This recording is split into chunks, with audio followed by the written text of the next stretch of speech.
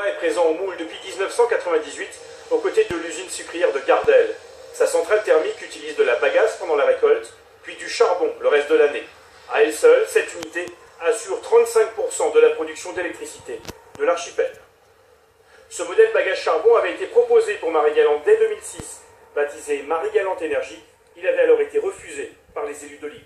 Avec le projet charbon, nous avons des mâches-fer, nous avons des cendres volantes, nous avons des résidus gazeux, et tout cela, ce n'est pas bon pour l'environnement et pour l'avenir du pays.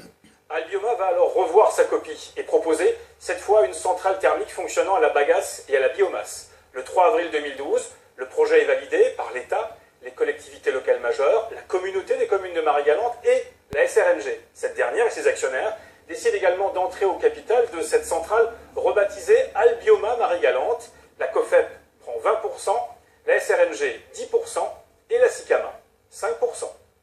Là encore, c'est pour avoir une vision, c'est pour essayer de participer, de contribuer. Et bien évidemment, s'il y a un retour sur l'investissement, les planteurs vont en bénéficier également. Donc aujourd'hui, je pense, et d'ailleurs, cette décision a été prise à l'unanimité au niveau de la coopérative. Ce partenariat permet justement de pouvoir bien lier les deux entreprises et pérenniser l'ensemble de la filière. En novembre 2015, l'enquête publique conclut que toutes les observations sont très favorables au projet.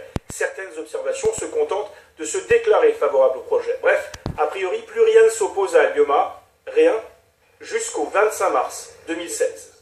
Ce jour-là, à Paris, Ségolène Royal, ministre de l'Environnement, de l'Énergie et de la Mer, et Emmanuel Causse, ministre du Logement et de l'Habitat durable, reçoivent les lauréats d'un appel à projet national pour des démonstrateurs industriels de villes durables.